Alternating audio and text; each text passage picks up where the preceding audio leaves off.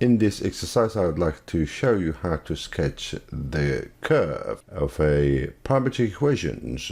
But on the way, we're going to look for the Cartesian equation of the function, and we'll also look at the domain and range of the Cartesian function. So let's start with the Cartesian equation. Question 1, we need to make t the subject in the x equation. We say t equal x plus 4. Very simple. And then we're going to take this and substitute it into the equation. Into y equal t squared plus 3. That will give us y. If I substitute it with this expression, I'm going to put a bracket here as well, because we're going to elevate it to the power of 2. Quickly, we're going to do this. It'll be x squared plus 8x plus 16, and then add 3.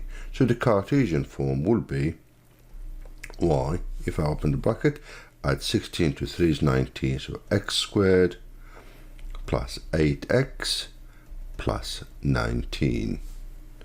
Alright, so that is my Cartesian form.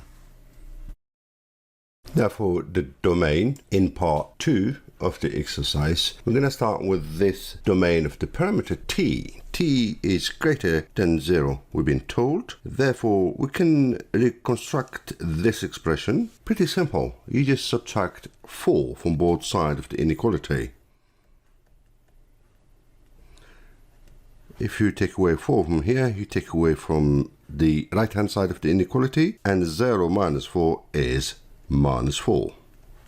You can see, I hope you recognize this expression, t minus 4 is the same as this one here. So we're going to recall it, rename it as x greater than minus 4. And that is our domain for the Cartesian function. So let's call it domain.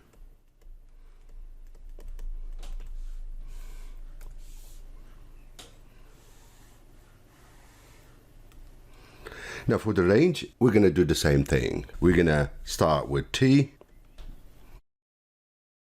and then we're going to square it. We're going to square both sides, so t squared is greater than 0 squared, and 0 squared we know is 0. So let's rewrite it as t squared greater than 0. And then we're going to add 3 to arrive to this expression to both sides. T squared add 3 on the right hand side of the inequality. 0 plus 3 is going to be 3. This t squared plus 3 is the same as this expression, so we're going to just rename it y greater than 3, and this is our range.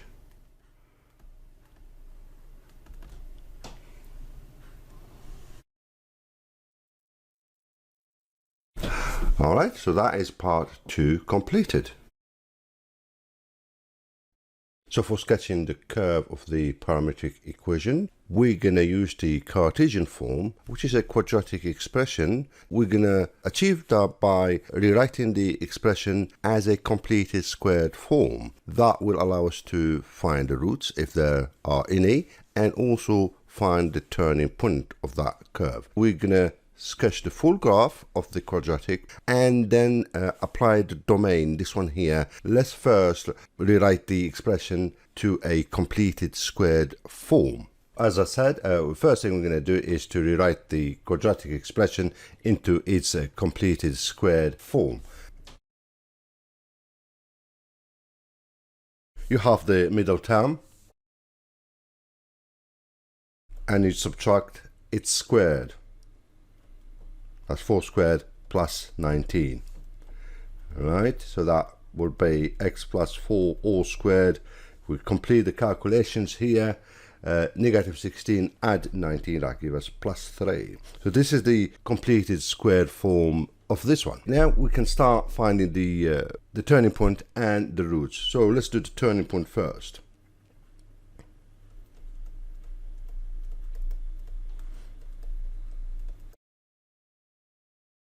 And then to get the turning point, you make this bracket equal 0, means the expression inside the bracket x plus 4.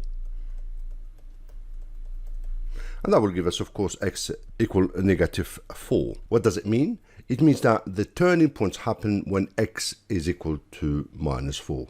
The turning point is -4, 3.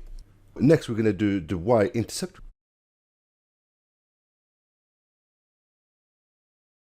To find the y-intercept, you just make x equals 0 into the expression here, and the y-coordinate for that is 19. So the y-intercept is 0, 19.